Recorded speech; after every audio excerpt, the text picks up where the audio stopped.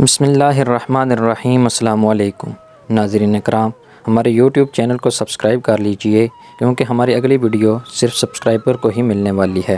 دمشق کے ادیب شیخ علی طنطاوی نے اپنی یادداشتوں میں لکھا ہے کہ دمشق میں ایک بہت بڑی مسجد ہے جو کہ جامع مسجد توبہ کے نام سے مشہور ہے۔ اس مسجد کا نام مسجد توبہ رکھنے کی وجہ یہ ہے کہ وہاں پہلے فحشاء و منکرات کا مرکز تھا۔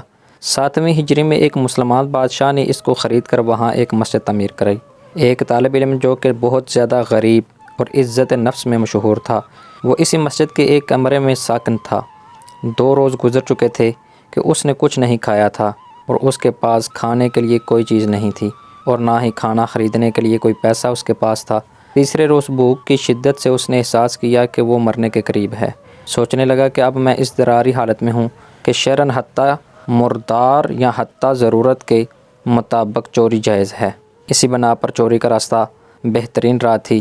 شیخ طنطاوی کہتے ہیں یہ سچا واقعہ ہے اور میں ان لوگوں کو اچھی طرح جانتا ہوں اور اس واقعہ کی تفصیل سے آگاہ ہوں اور میں صرف حقائق بیان کروں گا، نہ حکم نہ ہی فیصلہ۔ یہ مسجد ایک قدیمی محلہ میں واقع ہے اور وہاں تمام مکانات قدیمی طرز پر اس طرح بنے ہوئے ہیں کہ ایک دوسرے کی چھتیں آپس میں ملی ہوئی ہیں اور چھتوں سے ہی سارے محلہ میں جایا جا سکتا ہے۔ یہ جوان مسجد کی چھت پر گیا اور وہاں سے محلہ کے گھروں کی طرف چل دیا۔ پہلے گھر میں پہنچا تو دیکھا وہاں کچھ خواتین ہیں تو سر جھکا کے وہاں سے چلا گیا۔ بعد والے گھر پہنچا تو دیکھا گھر خالی ہے لیکن اس گھر سے کھانے کی خوشبو آ رہی ہے۔ بھوک کی شدت میں جب کھانے کی خوشبو اس کے دماغ میں پہنچی تو آہن ربا کی مانند اس کو اپنی طرف کھینچ لیا۔ یہ مکان ایک منزل تھا، چھت سے بالکونی اور پھر وہاں سے صحن میں کود گیا۔ فوراً باورچی خانے میں پہنچا، دیگچی کا ڈھکن اٹھایا تو اس میں بھرے ہوئے بینگن کا سالن تھا۔ ایک بینگن اٹھایا، بھوک کی شدت سے سالن کے گرم ہونے کی بھی پرواہ نہیں کی، بینگن کو دانتوں سے کاٹا اور جیسے ہی نگلنا چاہا تو اسی وقت عقل اپنی جگہ واپس آ گئی اور اس کا ایمان جاگ گیا۔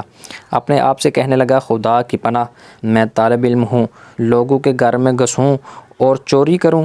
اپنے اس فعل پر شرم آ گئی، پشیماں ہوا اور استغفار کیا اور پھر بینگن کو واپس دیگچی میں رکھ دیا اور جیسے آیا تھا ویسے ہی سراسیمہ واپس لوٹ گیا اور مسجد میں داخل ہو کر شیخ کے حلقہ درس میں حاضر ہوا۔ حالانکہ بھوک کی شدت سے سمجھ نہیں پا رہا تھا کہ شیخ کیا درس دے رہے ہیں۔ جب شیخ درس سے فارغ ہوئے اور لوگ بھی متفرق ہو گئے تو ایک خاتون مکمل حجاب میں وہاں آئی۔ اس زمانے میں خواتین کا بغیر حجاب کے وجود نہیں تھا۔ شیخ سے کچھ گفتگو کی اور وہ طالب علم ان دونوں کی گفتگو نہیں سمجھ سکا۔ شیخ نے اپنے اطراف نگاہ کی تو اس طالب علم کے علاوہ کسی کو وہاں نہ پایا۔ پھر اس کو آواز دی اور کہا، تم شادی شدہ ہو؟ جوان نے کہا نہیں۔ شیخ نے کہا، تم شادی نہیں کرنا چاہتے؟ جوان خاموش رہ گیا۔